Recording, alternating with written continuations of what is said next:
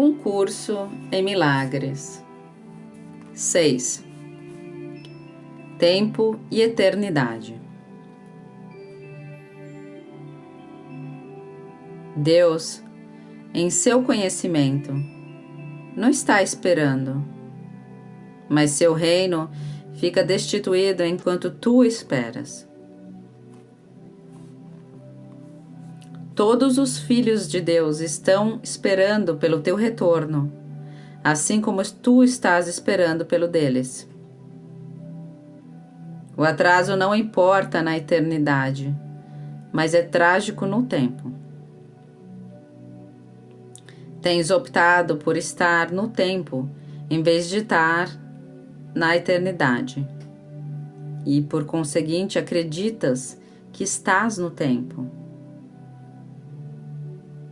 Porém, a tua opção tanto é livre quanto pode ser alterada. Tu não pertences ao tempo. O teu lugar é só na eternidade, na qual o próprio Deus te colocou para sempre. Os sentimentos de culpa são os preservadores do tempo. Eles induzem aos medos da retaliação ou abandono e assim garantem que o futuro será como o passado.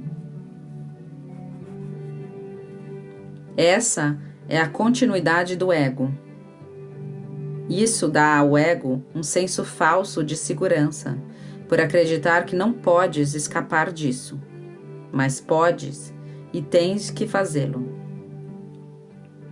Deus te oferece em troca da continuidade da eternidade. Quando escolhes fazer essa troca, simultaneamente trocarás culpa por alegria,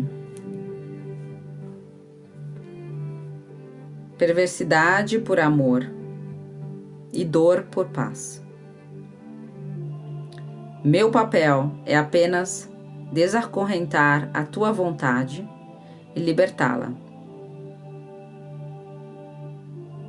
Teu ego não pode aceitar essa liberdade e vai se opor a ela em todos os momentos possíveis e de todos os modos possíveis. E como tu és aquele que o fez, reconheces o que ele pode fazer, porque lhe deste o poder de fazê-lo.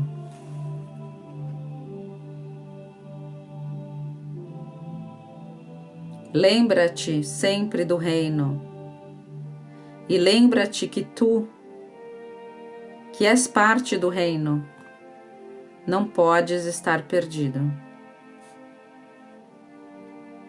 A mente que estava em mim está em ti, pois Deus cria com perfeita equidade. Permite que o Espírito Santo sempre te lembre a sua equidade e deixa que eu te ensine como compartilhá-la com os teus irmãos. De que outro modo pode te ser dada a chance de reivindicá-la para ti? As duas vozes falam em nome de diferentes interpretações da mesma coisa simultaneamente ou quase simultaneamente, pois o ego sempre fala primeiro. Interpretações alternadas eram desnecessárias até que foi feita a primeira. O ego fala em julgamento e o Espírito Santo reverte essa decisão, quase do mesmo modo que um tribunal superior tem o poder de reverter as decisões de um tribunal inferior nesse mundo. As decisões do ego estão sempre erradas, porque são baseadas no erro e são tomadas para mantê-lo. Nada do que o ego percebe é corretamente interpretado. Não só o ego cita as escrituras em função do seu propósito, como até mesmo as interpreta como testemunha de si mesmo. A Bíblia é algo amedrontador no julgamento do ego. Percebendo-a como assustadora, ele a interpreta de modo amedrontador. Estando com medo, Tu não apelas para a Corte Suprema, porque acreditas que o seu julgamento também será contra ti. Existem muitos exemplos de como as interpretações do ego são enganadoras, mas alguns poucos serão suficientes para mostrar como o Espírito Santo pode reinterpretá-las à sua própria luz divina.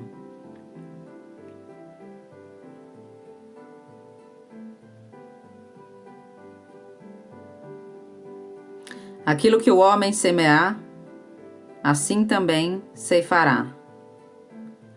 Ele interpreta significando que o que consideras que vale a pena cultivar, vais cultivar em ti mesmo. O teu julgamento acerca do que tem valor faz com que tenha valor para ti.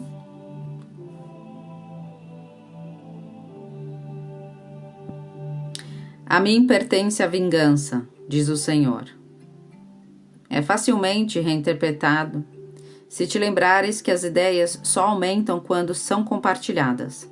A declaração enfatiza que a vingança não pode ser compartilhada.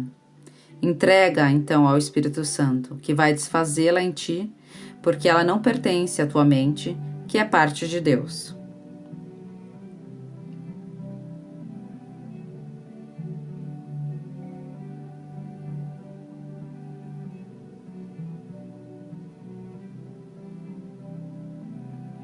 E visita a iniquidade dos pais nos filhos, até a terceira e quarta gerações. Na interpretação do ego, essa é particularmente maliciosa. Vem a ser meramente uma tentativa de garantir a sobrevivência do próprio ego. Para o Espírito Santo, a declaração significa que nas gerações futuras, ele ainda pode reinterpretar o que as gerações anteriores tinham compreendido equivocadamente, e assim libertar os pensamentos da capacidade de produzir medo.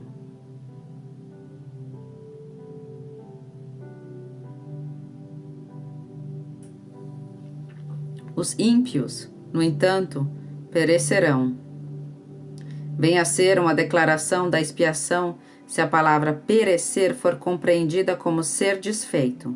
Todo pensamento sem amor tem que ser desfeito, uma palavra que o ego não pode nem sequer compreender. Para o ego, ser desfeito significa ser destruído.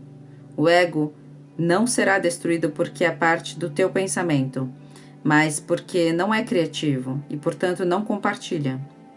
Ele será reinterpretado para libertar-te do medo. A parte da tua mente que tens dado ao ego apenas voltará para o reino, que é o lugar onde toda a tua mente está em casa.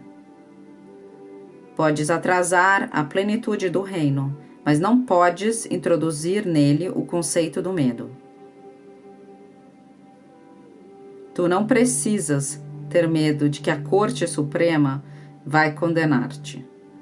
Ela simplesmente dispensará o caso contra ti. Não pode haver nenhum processo contra uma criança de Deus, e toda testemunha em favor da culpa nas criações de Deus está cometendo falso testemunho contra o próprio Deus. Com contentamento, apela à Corte Suprema do próprio Deus a favor de tudo aquilo em que acreditas, pois ela fala por ele e, portanto, fala verdadeiramente. Ela arquivará o processo contra ti, por mais que tenhas construído com cuidado. Podes ter planejado o teu caso à prova de tudo, mas não à prova de Deus. O Espírito Santo o ouvirá, porque só pode testemunhar verdadeiramente.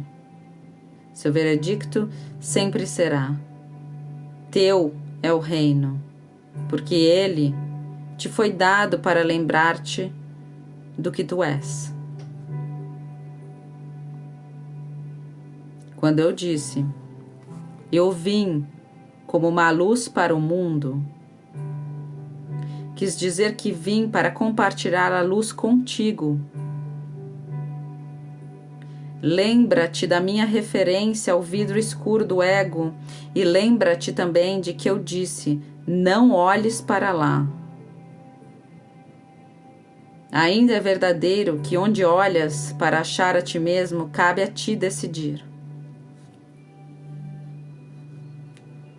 A tua paciência com o teu irmão é a tua paciência contigo mesmo. Uma criança de Deus não merece paciência?